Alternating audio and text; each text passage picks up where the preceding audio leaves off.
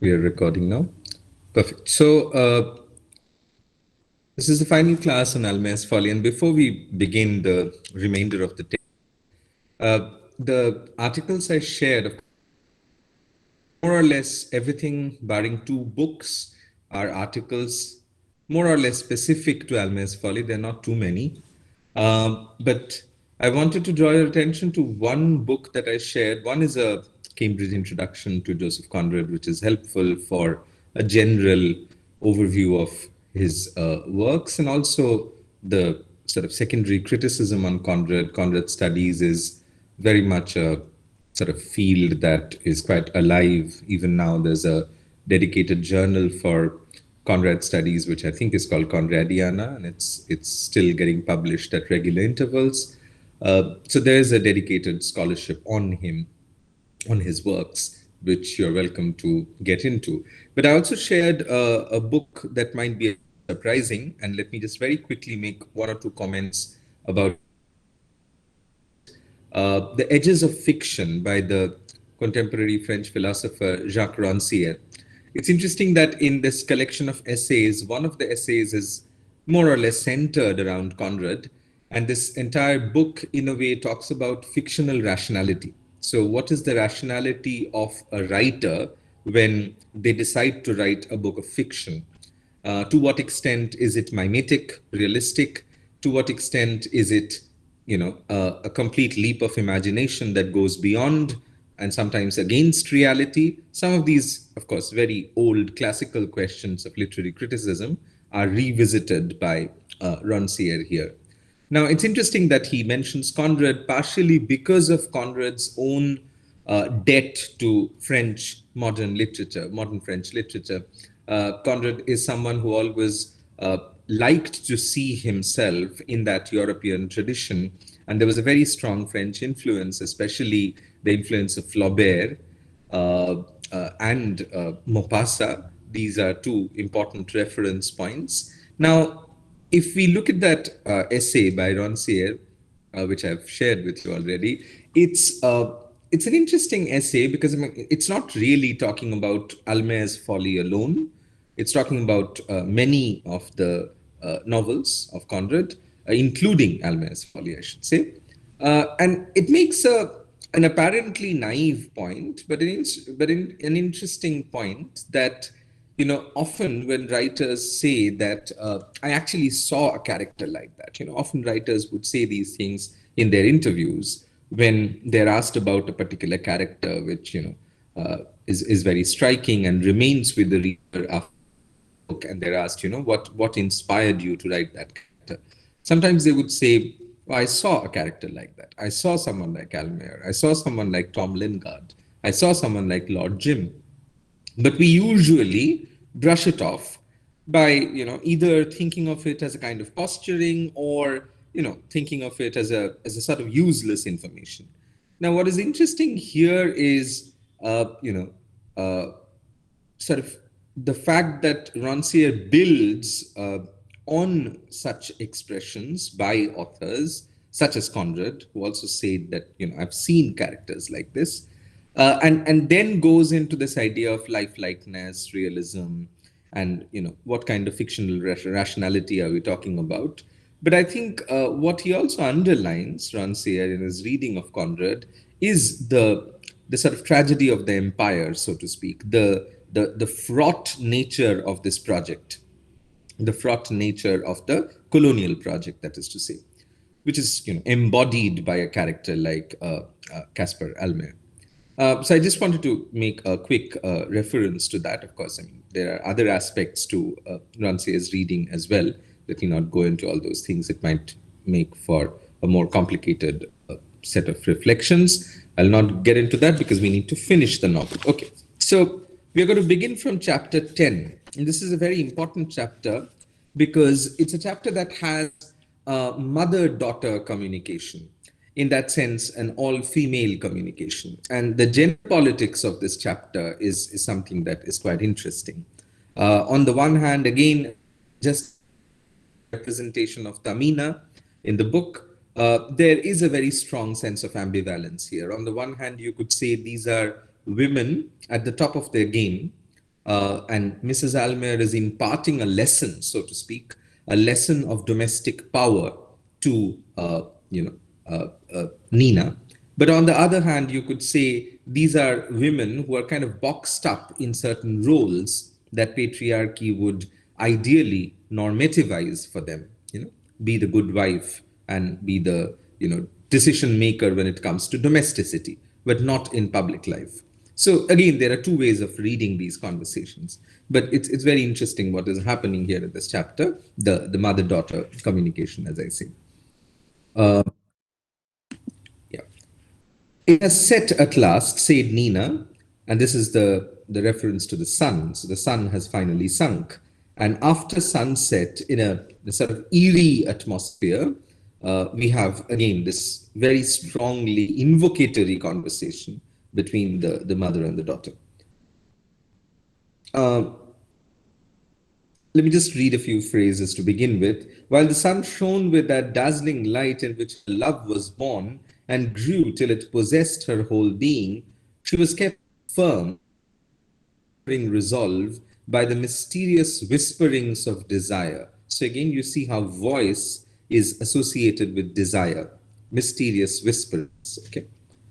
Now the sudden darkness seemed to be full of menacing voices calling upon her to rush headlong into the unknown, to be true to her own impulses. So again, you see how these voices emerge from the ecology around, but these are voices of instinct, voices that come from within her character as well. So they're both within and without in that sense. No, you will not return. So this is the conversation that they're having, and with a certain degree of pathos, of course. Nina asks her mother if she is ever going to see her again, and the mother says, "No, you will not return," muttered Mrs. Almayer prophetically. "Without you, he will not go, and if he remains here, he will get killed." But that part she doesn't say. And that's why, it is written here. She waved her hand towards the lights of Almayer's Folly, and the unfinished sentence died out in a threatening murmur, once again drawing attention to the invocatory nature of the conversation. And these are the kind of things she tells her daughter to keep in mind, almost like a lesson, a pedagogic lesson, as it were. She says, "I was a slave, and you shall be a queen," went on Mrs. Almayer, looking straight before her. "But remember men's strength and their weakness. Tremble before his anger, so that he may see your fear in the light of day. But in your heart you may laugh, for after sunset he's your slave." A slave? He, the master of life? You do not know him, mother. Mrs. Almayer condescended to laugh contemptuously. "You speak like a fool of a white woman," she exclaimed. "What do you know of men's anger and of men's love? Have you watched the sleep of men weary of dealing death? Have you felt about you the strong arm that could drive a kriss deep into a beating heart? Yeah, you're a white woman. You ought to pray to a woman god." What is very interesting, as I said, it's very complex gender politics. Uh, Dane Marula, that this whole idea of Dane as a slave is almost uncanny. It's impossible for her to think of Dane Marula as even an amorous slave. The lesson that is being imparted here is a lesson of domestic power, a domestic feminine power. But it's a little problematic to call it feminism straight away. Because yes, there's a certain politicking and manipulation which gives power to the female folks here. But at the same time, this manipulation is very clearly slotted. You show that you are frightened by your husband, and you remain the principal domestic figure, but the public world of your husband's life, that let that be coordinated by himself. You don't get into that, basically. So this slotting, this allocation itself, not of course feminist in a classical sense. So it's complicated, but this is the survival plan that is given by Mrs. Almayer, as it were. Another interesting thing we notice here is that while someone like Almayer, Caspar Almayer, wishes the same things for himself and his, daughter. Mrs. Almayer is very different, right? So we see the difference between, if you look at it in terms of a family unit, you see this father who is basically projecting his desire on the daughter, and you see the mother who doesn't want the same things that happened in her life to happen in her daughter's life. So what we see is very different in that sense. The father holds on to a certain kind of patriarchal male ego to think that, oh, what I did is excellent, what I'm doing is excellent, I'm doing all this for my daughter, and she should just follow me in that sense and obey me. On the other hand, Mrs. Almayer does not want a repetition of her own life in terms of Nina's life trajectory. So we see a kind of selfishness in the father in that sense, and a kind of selflessness, if we may say, in the mother. And this might speak to the two different structures of desire. And again, they are, of course, dictated by the social norm of gender politics, how male dominated the society is, that determines many of these preferences and choices. And she keeps saying to Nina, as I said, give up your old life, forget, she said in entreating tones, forget that you ever looked at a white face, forget their words, forget their thoughts. They speak lies, and they think lies because they despise us that are better than they are, but not so strong. Forget their friendship and their contempt, forget their many gods. Girl, why do you want to remember the past when there is a warrior and a chief ready to give many lives, his own life, for one of your smiles? What is interesting again, and we saw this in the previous excerpt that I read out, that Mrs. Almayer, because she comes from this sort of line of Sulu pirates, she's not a white woman. She was only brought up by Tom Lingard, and she doesn't quite identify with Tom Lingard. But what we see is she herself seems to fetishize a kind of heroic masculinity, a heroic masculinity cult. That is why she really wants her daughter to, marry Dane Marula, who is again that kind of a brave heart, so to speak. Again, an anti-colonial activist, someone is taking risk of his own life to fight it out against the colonizer. So it's again that cult of masculinity is something that Mrs. Almayer too, fetishizes to a very strong extent. But again, we have the racial difference, the point about racial difference, which comes out very clearly here. How the white men are different, how superior she thinks, of course, her own men are. It's just that they lack the systematic strength, perhaps, that the white men have. This Nina thinks in her mind, this is page 108. Everything I'm reading is from the first 3 pages of chapter 10. So essentially chapter 100, page 106, then 107, and from 108. This is how Nina feels after talking to the mother. She had little belief in and no sympathy for her father's dreams, but the savage ravings of her mother chanced to strike a responsive chord deep down somewhere in her despairing heart, and she dreamed dreams of her own with the persistent absorption of a captive thinking of liberty within the walls of his prison cell. So it's interesting. I mean, she seems to a new perspective, of course, from her mother. She seems to have a new way of thinking about not just what she was saying, but also her father's dreams. There was no latent sympathy. Ironically, what she says seems to, lead to perhaps a faint trace of sympathy in her about the frustrated quest of her father's life. Shall I ever see you again, mother? No, said Mrs. Almayer after a short silence. Why should you return here, where it is my fate to die? You will live far away in splendor and might. When I hear of white men driven from the islands, then I shall know that you are alive and that you remember my words. I shall always remember. But where is my power? What can I do? Nina says. And again, the same lesson comes back. Do not let him look too long in your eyes, nor lay his head on your knees without reminding him that men should fight before they rest. Again, that kind of masculinity, as I was saying. And if he lingers, give him his kriss yourself and bid him go, as the wife of a mighty prince should do when the enemies are near. Let him slay the white men that come to us to trade, with prayers on their lips and loaded guns in their hands. So, of course, that sense of, double-mindedness, that sense of hypocrisy that she feels about the whole civilizational project. Uh, and again, this lesson continues. There will be other women. This is the mother talking to the daughter. I tell you that because you are half white and may forget that he's a great chief and that such things must be. Hide your anger and do not let him see on your face the pain that will eat your heart. Meet him with joy in your doubt. As long as he looks upon many women, your power will last. But should there be one only with whom he seems to forget you, then show no mercy. And she repeats the point, Nina, no mercy. And if you must strike, strike with a steady hand.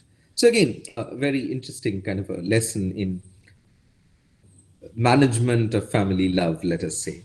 If there is one woman, that's a problem. If there's one other woman, just kill her. If there are many other women he feels attracted to, that's fine. He's a man. Again, it's interesting, this whole gender politics, right?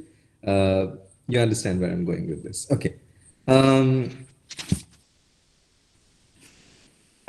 Let's just continue with this conversation a little bit.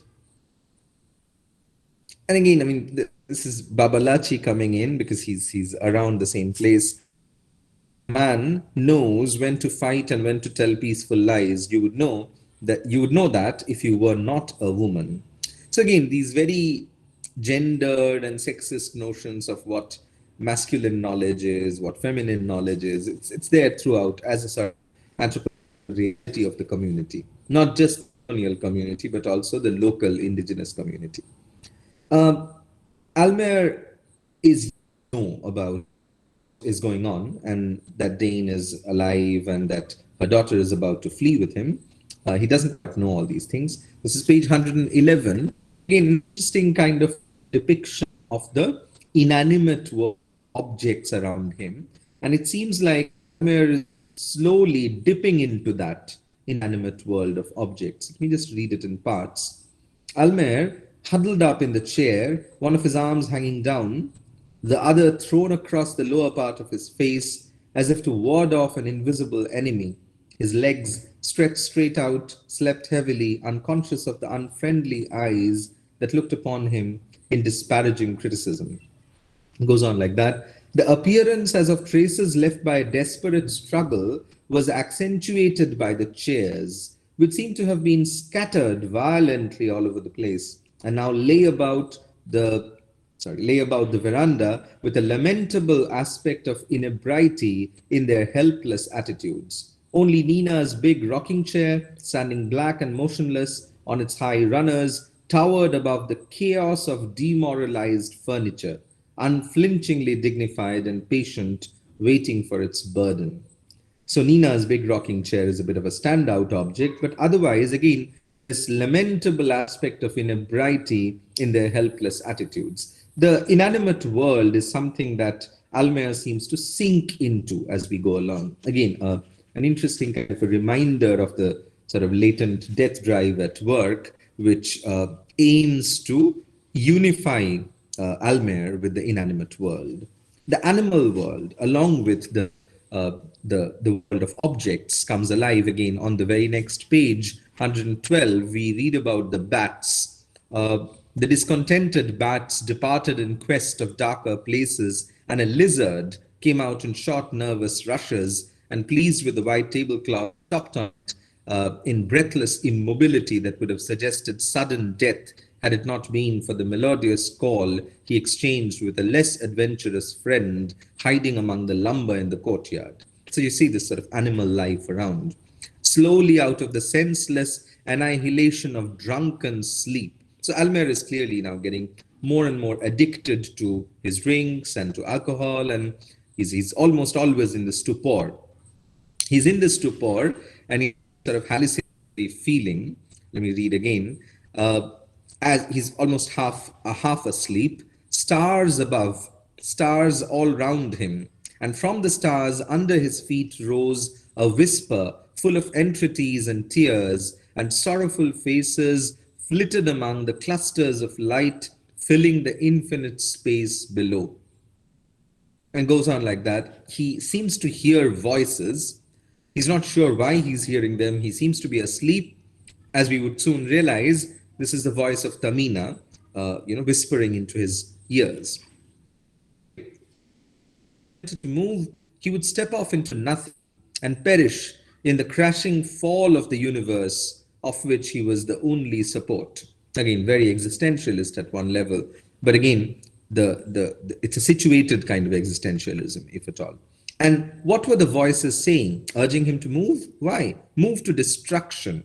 So again, you see the voice of death drive that I was just talking about. There are voices in him, as it were, provoking him to move towards destruction. But if he moves any further, as if he's on a precipice, on the edge of the void, he'll just fall through.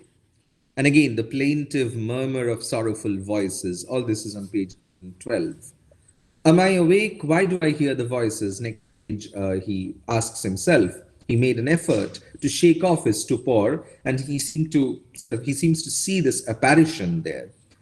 Is it some a ghost? That's what he thinks initially, and then we realize that it's Tamina. She's speaking in Malay language, and she's standing in that sort of steely light, a silent gesture making, and all of these things. He's of course startled by Tamina, and he says, "Can you not tell when a man is sleeping and when awake?" And then Tamina says something which is interesting. Again, it's quite sort of in keeping with the atmosphere. She says, "Sometimes the spirit lingers close to a sleeping body and may hear. I spoke a long time before I touched you, and I spoke softly for fear I would depart at a sudden noise and leave you sleeping forever. I took you by the shoulder, and when you began to mutter words I could not understand. Have you not heard them?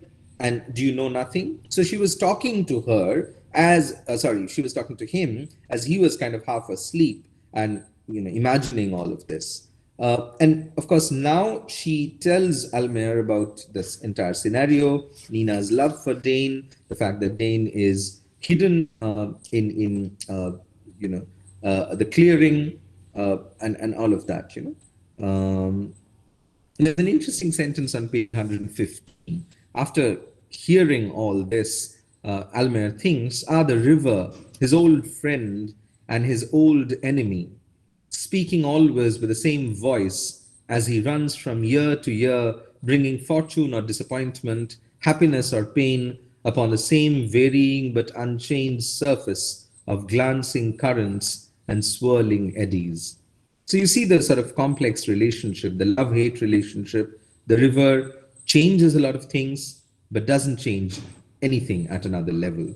The river gives a lot, it also takes away a lot. It's called the stony stare, the river. So again, the river and the relationship with the river is what I want to underline. For many years, he had listened to, and also the voice of the river, how the voice is attached to the river. For many years, he had listened to the passionless and soothing murmur that sometimes was the song of hope,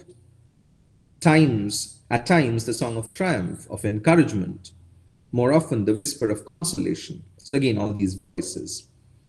He begins to count mechanically. This is a very common anxious counting phenomenon. He began to count mechanically, 1, 2, why count? At the next beat, it must stop. So he's counting his own heartbeats. No heart could suffer so and beat so steadily for long. And he thinks of himself like that. There's a very strong element of, let's say, self-ascribed tragedy. That's another interesting to keep in mind. The tragic character may not always consider themselves to be a tragic character. But here, it's a self-conscious, tragic character that knows he's tragic. His life is tragic, his destiny is tragic. This white man was like a senseless stone. That's what Mina thinks. So again, senseless stone goes with the stony stare of the river. Almayer is becoming at one with the ecology, becoming at one with the inanimate objects, with the animals, with the river itself. And that's the slow movement of death, or a movement towards death, the being towards death in a Heideggerian language.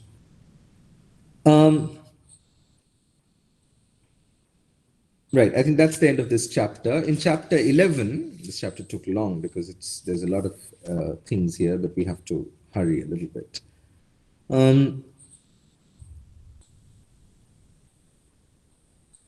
So again, I mean, the next chapter, we see Dane waiting for Nina to come to Bulangi's clearing where he is, and the slow movement from light to darkness as the sun sets. He's waiting for her, and he's constantly thinking of for him, she's this great image of the white figure that for him was the beginning and the end of life. This is page 118. What is interesting is this white figure. So again, we are not absolutely sure about this, but we wonder, at least this sense of speculation is generated by the novel, why does Dane Marula love? Is it because she's half white?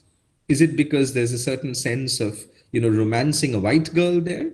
Is that why, he falls for her?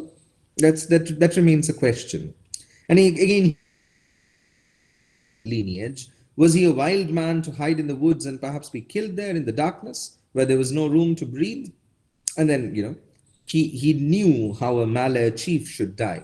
So a Malay chief should die a heroic death, not like this. What is the bravery of the greatest warrior before the firearms in the hand of a slave? And these are thoughts that he's having. And again, the free indirect discourse of the novel to Dane Marula's thoughts, like others. Dreamily, he assured himself over and over again that she would come. So he's caught in this sort of double bind. He doesn't know whether Nina will eventually, say yes to running away with him. He murmured the name of Nina into the silent space with a tender smile. This seemed to break the spell of stillness. Why was she so late? I'm just reading from different parts of the same chapter here. Saw her face among the stars, looking down on him. It's a very typical kind of romantic waiting, if you like.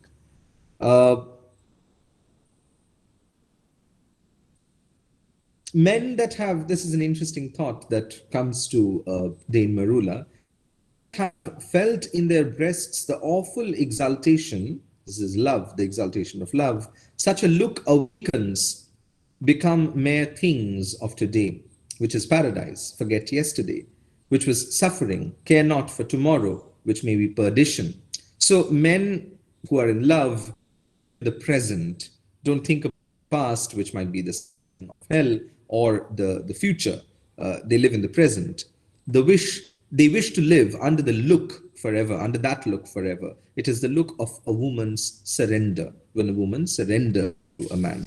Again, the word surrender is important because it's creating a certain kind of gender politics by giving power.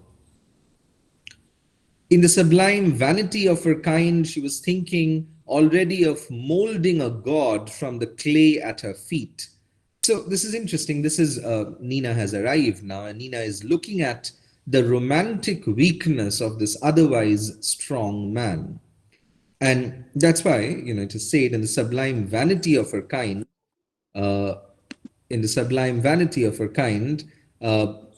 she was thinking already of molding a god from the clay at her feet, as if, she can mold him. She can mold Dane. That's what she's thinking. His strength and his courage, his recklessness and his daring, his simple wisdom and his savage cunning. So this is all that she has fallen in love with. He was hers with all his qualities and all his faults. Anyway, let's just move on a little bit. The voice of the sea on page 123, the never ceasing voice of the sea he loved so well. This is Dane. Loved so well, and he told her of its never ceasing voice, to which he had listened as a child, wondering at its hidden meaning that no living man has penetrated yet. And this leads him to this very interesting sentence at the end. The sea, O Nina, is like a woman's heart. The sea is like a woman's heart, which is impenetrable. You don't understand, as a man, the desire of women, as it were. That's what this sentence seems to indicate. But to the men that have no fear, O master of life, the sea is ever true. This is what Nina says to that sentence. The sea, O Nina, is like a woman's heart. Um, but of course, there's a little bit of a drama here because Almayer turns up. Uh, he knows about this whole scenario now from Tamina. He turns up with a gun and attempts to, as it were, shoot down Dane Marula. Nina, he has a bit of a breakdown and he wonders why she's running away from him. Um, Dane Marula has a rather mature take on this, and he would say, speak to him in the language of his people. He said, he's grieving, as who would not grieve at losing thee, my pearl? Speak to him the last words he shall hear spoken by that voice, which must be very sweet to him, but is all my life to me. We see a very clear kind of an Oedipal triangle here between the father, the daughter, and the lover, the daughter's lover. There is enough indication here about, not necessarily a sexual love, but a very possessive, amorous love that Almayer seems to feel for, for his daughter. And there's a little bit of a shadow of King Lear here, Lear and Lear's relationship with Cordelia. And again, the sort of complex nature of that love. So let me just see this. So when Almayer realizes that her daughter has not, come here under some spell of Dane Marula, she actually wants to go away. She wants to elope with him. He can't say much. Of course, he's infuriated, but he can't really stop them, and he can't kill his daughter. He can't kill her, her lover either. But again, he keeps wondering. He asks her, tell me, what have they done to you, your mother and that man? There's something that Nina says here, which I think sums up the larger philosophical vision of the book and generally of what Conrad's works often suggest. You told me yesterday, this is page 126, you told me yesterday, she went on again, that I could not understand or see your love for me. It is so. How can I? No two human beings understand each other. Quite a strong statement, right? No two human beings understand each other. They can understand but their own voices. You wanted me to dream your dreams, to see your visions, the visions of life amongst the white faces of those who cast me out from their midst in angry contempt. But while you spoke, I listened to the voice of my own self. Then this man came, and all was still. There was only the murmur of his love. You call him a savage? What do you call my mother, your wife? So, see, she's of course, she's, voicing her own observations, her own opinions. But this idea that there is no complete, total understanding between two human beings, because two human beings would rather understand their own voices. So there's this, again, a kind of an autism of voices, as it were, where the voice speaks to itself. The person speaks to oneself rather than the voice reaching the other. So the autism of voices is what I wanted to underline here. And again, Nina cried, Almayer, take your eyes off my face, and it goes on like that. It's a bit of a, there are traces of melodrama here. And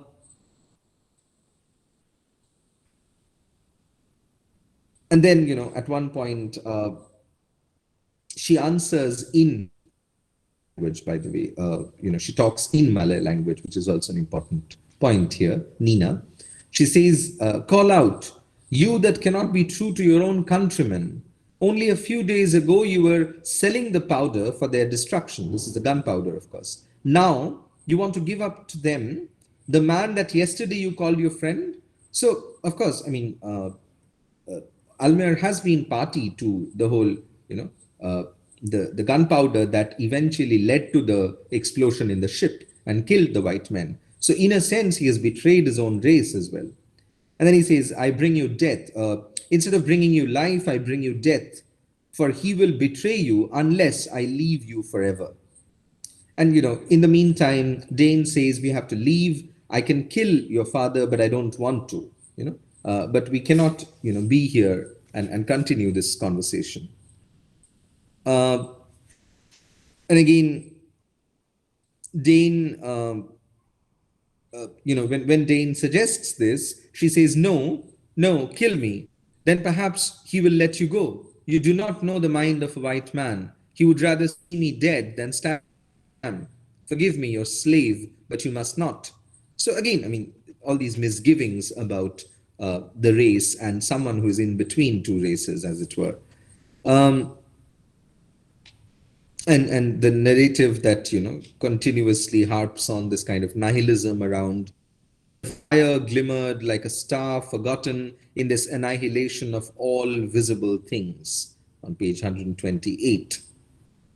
Of course, Dane hates Tamina for revealing everything, calls her the she dog with white teeth. And again, that lamentation of the white man, the sense of a superior race that leads to this lamentation. On 129, Almayer says, "I'm a white man." He broke down completely there and went on tearfully. "I'm a white man and of good family. Very good family," he repeated, weeping bitterly. "It would be a disgrace all over the islands. The only white man on the east coast? No, it cannot be. White men finding my daughter with this Malay, my daughter," he cried aloud with a ring of despair in his voice. Again, this idea of disgrace that, a half white woman, the daughter of a white man, eloping with this Malay chief. He says that he will never forgive her. "I will never forgive you, Nina, never. If you were to come back to me now, the memory of this night would poison all my life. I shall never forget. I have no daughter. There used to be a half-caste woman in my house, but she's going even now. You, Jane, or whatever your name may be, I shall take you and that woman to the island at the mouth of the river myself. Come with me." So he accompanies them, but he doesn't, he seems to disown them, as it were, disown his daughter especially. Chapter 12, okay. Again, references to, this idea of possession on page 132. This is Dane Marula. He felt something invisible that stood between them, something that would let him approach her so far but no further. No desire, no longing, no effort of will or length of life could destroy this vague feeling of their difference. With awe, but also with great pride, he concluded that it was her own incomparable perfection. She was his, and yet she was like a woman from another world. His, he exulted in the glorious thought. Nevertheless, her tears pained him. So again, the sense of possession in love, but also alienness of the half-white girl. Is she a trophy wife? That's essentially what I'm trying to ask. That remains a question throughout. What is the nature of their love? Almayer, who still sat absorbed in his contemplation of the sea that leads everywhere, brings everything, and so much. This sort of complex relationship with the sea on page 132.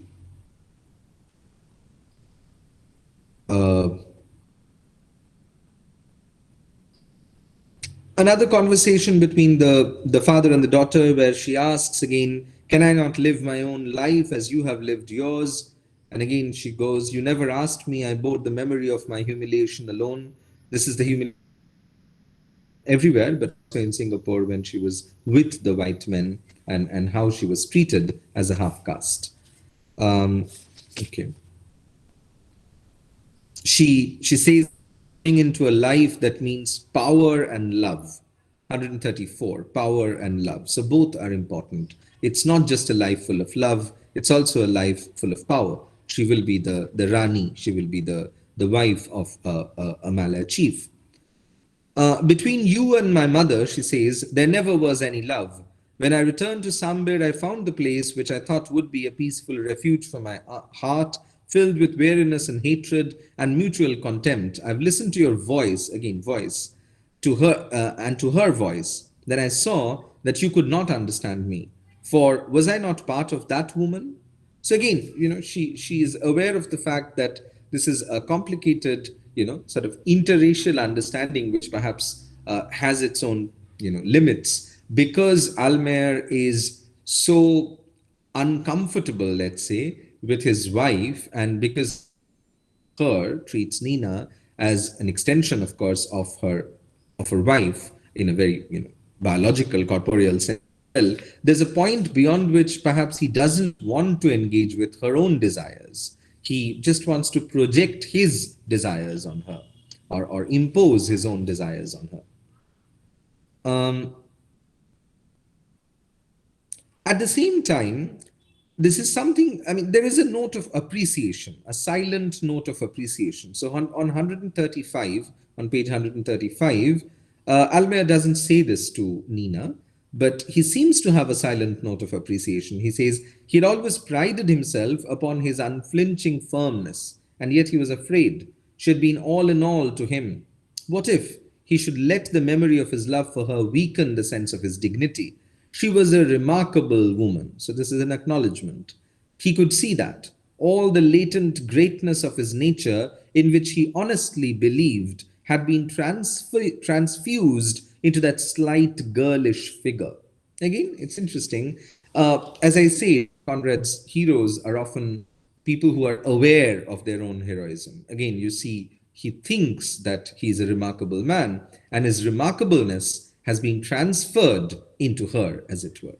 You know, so there is that silent appreciation, which he doesn't quite speak out, of course, or articulate. Um, he keeps trying to think about, memory, lack of memory, wants to forget this entire episode, wants to forget, wants to let her go and let go of her in that sense as well. On 137, he says, let her go. He never had a daughter. He would forget. He was forgetting already. So this idea of memory and forgetting plays an important role in these last few pages as we see a sort of gradually, dispersing Almayer, so to speak. Almayer's head bent on one side seemed to listen to his invisible companion. So increasingly he starts talking to himself. But his face was like the face of a man that has died, struck behind, a face from which all feelings and all expression were suddenly wiped off by the hand of unexpected death. So he's already dead. The death that we would see on the final page of the book is basically his second death. He's already dead at this point. Again, I mean, without digressing too much, in Catherine Malibu's work on neuroplasticity and subjectivity, she talks about these people, and most of the cases she talks about are cases of brain lesion. So because of brain lesion, there are people who completely lose their emotional capacities. They can't emotionally identify with anybody or even themselves. And there's a sense of death marked by that event, let's say. She also talks about aging, and sudden aging, discusses figures, people who may like to think of themselves as old when they're 20, or other people, again, who die before their death, because there's a death of subjectivity before the body dies finally. So again, I mean, I was reminded of that here. On page 138, we have a reference to this monkey. It's interesting. Mrs. Almayer has gone back to her father's place. She lives in Tom Lingard's house now, and Almayer is all alone in his house. There's a monkey that seems to accompany him all the time now, and this is a small monkey, and Almayer often seems to talk to him in a sort of monkey language, as it is said, in between this chaos of overturned furniture. So again, the inanimate objects are mentioned, the furniture is mentioned. And he's trying to forget. There's an interesting point here that says, he wants to live as at least up to that point when he's able to forget. He doesn't want to die before he can forget what has happened. Forget, muttered Almayer, and for a long time he stood in deep thought, lost in the alarming possibilities of unconquerable memory, with the fear of death and eternity before him. Eternity? He said loud and goes on like that. The monkey is his only companion. So again, there's a sort of an ironic animalization of the white man. to contrast the kind of animal tropes that were used for someone like Tamina. He looks at the house, how meaningless that our house seems to him. All the account books he has, in those books he had intended to keep day by day a record of his rising fortunes, something that never happened. Looks at his office desk, the office, he was, that was the Lingard and Company office. Again, and all for what, he asks himself on 140. He looked at all these things, all that was after so many years of work, a strife of weariness, of discouragement, and all for what? He heard a dry sound of rustling. So what happens? Burns down. It's set on fire. I think there's some accident that sets it on fire, and it burns down. And Almayer then living entirely in that Folly building. Again, on page 141 comes that sentence I was talking about. He wanted to live only long enough to be able to forget, and the tenacity of his memory filled him with dread and horror of death. He wanted to live up to that point, but forget. Ironically, his memory was more tenacious than what he had thought. So he was not able to forget. And hence, the burden of existence was something that he still had to carry. With time, he became more and more silent, not sulkily, and this is on page 142, but as if he was forgetting how to speak. Again, very interesting how, with age, with loss of memory, you're forgetting how to speak. He used also to hide in the darkest rooms of the house where Ford had to seek him out, guided by the patter of the monkey galloping before him. So the monkey is the only constant companion he has. And he tells Ford, "I cannot forget." "Can't you?" said Ford. And then he says, "I'm losing my memory with age, I suppose. Only the other day, my mate," and it goes on like that. Just to go back a little bit, I kind of forgot to mention one thing here. Just give me 1 second. Yeah, so on page 135, because I meant this sort of latent Oedipal triangle, I should cite this. On page 135, at the end of that speech where, he seems to acknowledge her greatness in a certain way, silently, doesn't speak it out loud. At the end of that paragraph, he says, what if he should say that his love for her was greater than, and then Conrad uses an ellipsis. That's very interesting. Right? That's clearly a sentence that suggests that he's comparing his own love for his daughter with the love that is brewing between her and her. That in itself is an Oedipal analogy. But it's interesting how the text eclipses that.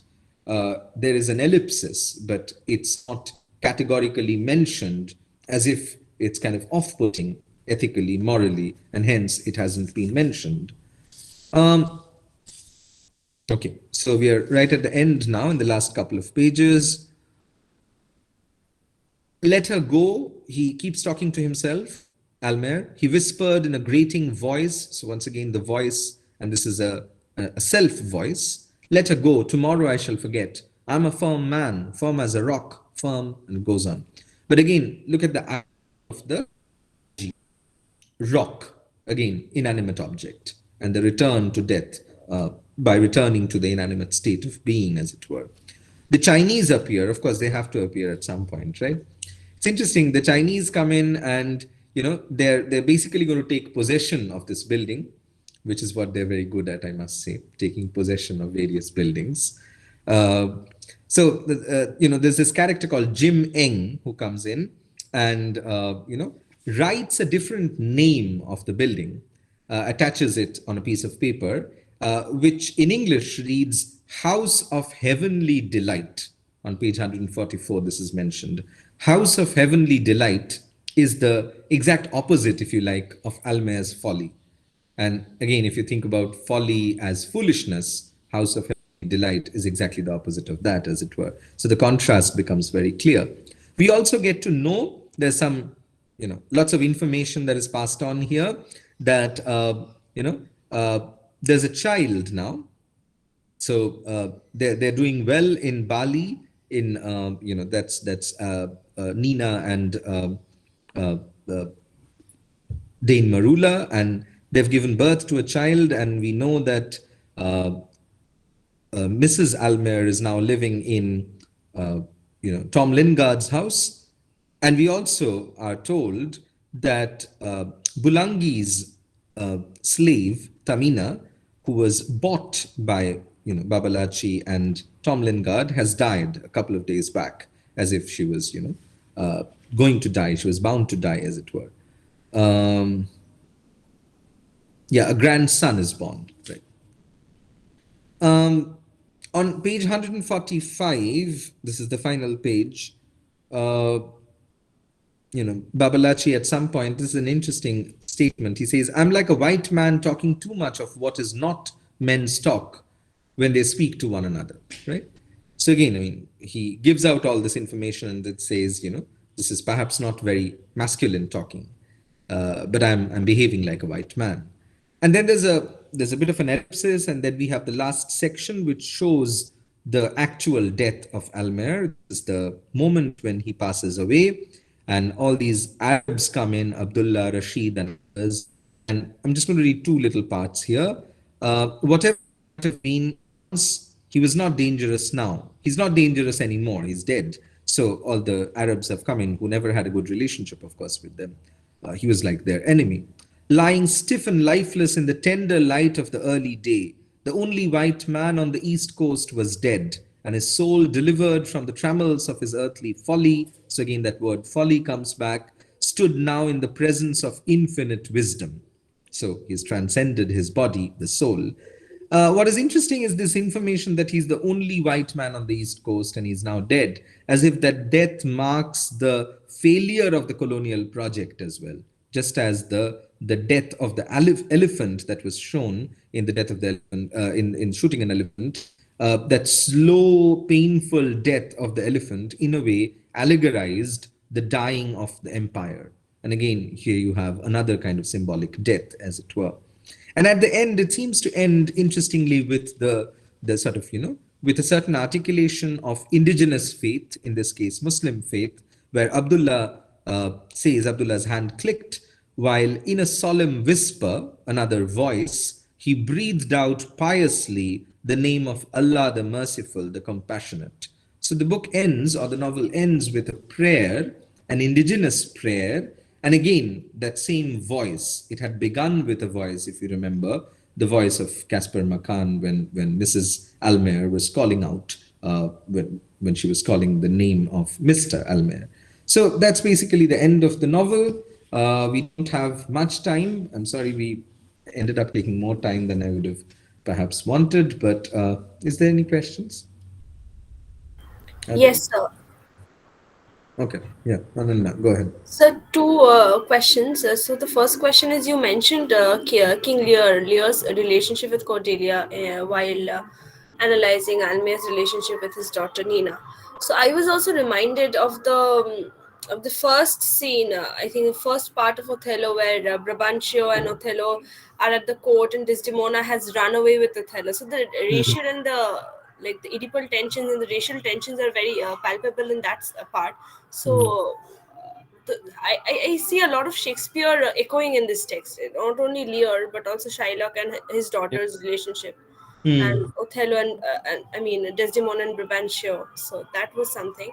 Another Hmm. thing is that this is a question. So I was wondering if Dane Marula fell in love or courted Nina because he want. And there's this word that you mentioned, surrender, and I found it very interesting because a white girl a half white girl at least surrendering to him might kind of symbolize the fact that it might be to him that the white man or the white colonial powers are surrendering to an indigenous so-called Hmm. savage person. So Hmm. that kind Hmm. of a thing, that kind of an allegory, if you could say that, Hmm. Hmm. quoting Nina, a half-white girl, would symbolize to him at least to that the colonial power is surrendering to him. So it's like that. Yeah. No, I think both are very pertinent remarks. Thank you.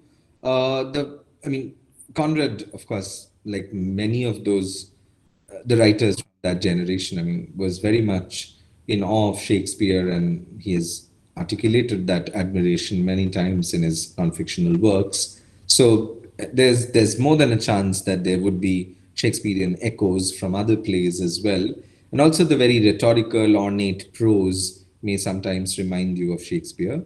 The second comment, yeah, again, I would agree with that because that seems to be one of the things that the book is essentially trying to talk about, how individual, not just desires, but also psyches are driven by these collective notions of race, caste, if you want to call it caste, because that's the language in the book. Of course, we have a very different understanding of caste in India, but nevertheless, religion, caste, gender, race, all these identity discourses, so to speak, they in a way generalize the figure of the individual, and they also function as prejudices, if you like. So yeah, I mean, he is an anti-colonial activist in a certain sense, wants to rise up against colonialism, and at that level, there is a sense of power that is invested by him in this relationship beyond just love, which is the tension as well. I mean, that's why I think it's not a very even though it might have all these platonic descriptions of love in the book, it's not such a utopian love either. It's more complicated than that. And generically speaking, the novel makes these sort of shifts. It's a tragedy at one level for Almayer, at least. It's also a romance at another level if we consider the track between Dane Marula and Nina. At another level, it's also some sort of a political adventure novel, if you think of it like that, in terms of what is happening with Dane Marula trying to overthrow the colonial masters in Borneo. So it's a generically also it's a complex novel which has but one thing is definitely true, that it is quite centered around Almer, which is why even if you think about the ending, we could have moved away from Almer and we could have heard from both Dane and Nina at the end, but the narrative chose to stick with Almer and show that when sort of with all empathy the decline of the protagonist. So that again is a very typical 19th century streak. Something like Jemison calls it, Frederick Jemison calls it a principle of protagonicity in fiction. This principle of protagonicity was, at least to a certain extent, collapsed in modernism, even though early Joyce definitely seems to have a very strong sense of protagonicity, at least in in a portrait of the artist as a man. But as we move on, uh, progressively, that protagonicity also sort of withers away. So yeah, I think that's what I would say. There's a couple of questions maybe in the chat box. Let me just check one. Uh, Right. Yeah. Here on my again, I mean, we could pile up intertextual references. Let me see. There's a longish question by Shubha. Sorry, is it Shubha Prasad? Shubha Prasad? I'm not sure. Malaysia has a history of Hinduism throughout the colonial era. Okay. See, if you write it, it doesn't help, right? Because I still don't know whether it's Shubho or Shubha. The writing doesn't help there. Anyway, Malaysia has a history of Hinduism throughout the colonial era. I think the word Brahmin is also yes. Yes, I think I mentioned that, right? I mean, a Brahmin had come from Bali, and there was this, reference to untouchability there. Let me just see what question you have. Perhaps that's why the idea of being caste, half caste arises. Nina's identity as a person of indeterminate caste in the Hindu background precedes her identity as a brown woman raised by a white man. That's an interesting comment. The last thing, the Nina's identity as a person of indeterminate caste in the Hindu context precedes her identity as a brown woman, who's raised by a white man. Okay, it's interesting. Right. Okay. Any other question? Sir, I had a small doubt. Hello? Go ahead. Yes. Yeah, Sir, there, I can hear you. yes, you said at the end that Mrs. Almayer goes to live in at Tom Lingard's house, but wasn't that Lakamba's place? Lakamba was the Raja, and I'm not able to hear you very clearly. Can you say that again? Yes, sir. Hello. Am Yes, I yes, better. Go okay? ahead. Yeah. So you said that at the end of the novel, Mrs. Almayer goes to live or is like under the shelter of uh, Tom Lingard, who is apparently the Raja. But wasn't Lakamba the Raja who kind of sheltered Yeah. Mrs. Sorry, I think I must have got that wrong. Yeah. She actually goes to Lakamba's house. I think by mistake I had said Oh, okay, okay, Tom okay. Lim. Yeah. Yes, because It they does. used to live at Lingard's house because that was their marital home. Okay, Yes, thank you. yes, yes. That's right. I mean, the house that was in a way given to Almayer by Tom Lingard. That's right. Yes, yes, Yeah. yes, yes. That must have been a slip.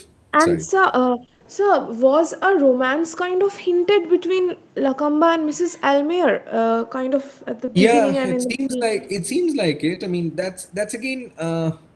Maybe I, it's very tangential though. It is kind of Right. hinted, but that's where it ends, right? It's just a hint, and Yes, because you know, that yeah. Lakamba used to like visit through the backyard and Yes. sit beside that kind of thing. Yes. Right. I think some of these, I mean, to be a little bit more critical of Conrad, at least as a writer and from a writer's craft point of view, the novel has the lack of finesse, which is typical, I suppose, of any first novel. There are many threads that are, very strongly evoked, and then there are other threads that are, almost too tangential in the book. And the ending, the last 30 pages or so, seems to be a little bit of a rush. He's in a rush to tie the threads together. Perhaps a slower and more elaborate treatment for, maybe 100 pages, not 30 pages, would have made this novel a little more, rounded in that sense. So there's a lack of roundedness. There are rough edges, but that's very typical of a first novel in that sense. Thank you, sir. Yeah, thank you. And thank you for pointing out. I think I had said that in the flow and I didn't realize I had said that. Yeah. Which is a classic idea of the slip. You make a mistake, you don't know that you've made a mistake. Anything else? Okay, so I must say goodbye then. It was a pleasure talking to all of you. It was good to, get some responses at least. Perhaps more interaction would have been better, but we didn't really have the time. If usually I like to make the classes a little more interactive than this. This was just 50 minutes of monologue from me, which I'm sure is pretty boring, and that too online. So, but we had very little time, which is, if I had 8 classes, it would have been much more interactive. But anyway, thank you for paying attention and all the best for the exams. So I'll see you at some point, hopefully. Okay, and hopefully in the real world, not in these boxes. Let me just stop the recording now. Thank you so Thank much, you, and sir. I'll see you around. Okay, bye.